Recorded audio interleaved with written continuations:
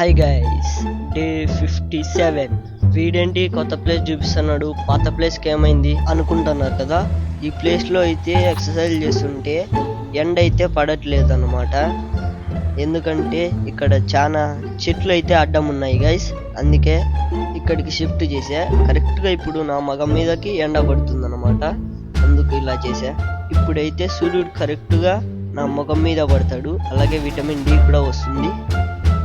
దీన్ని రెడీ చేయడానికి హెల్ప్ చేసిన ప్రతి ఒక్కరికి పేరు పేరిన thank you so much guys.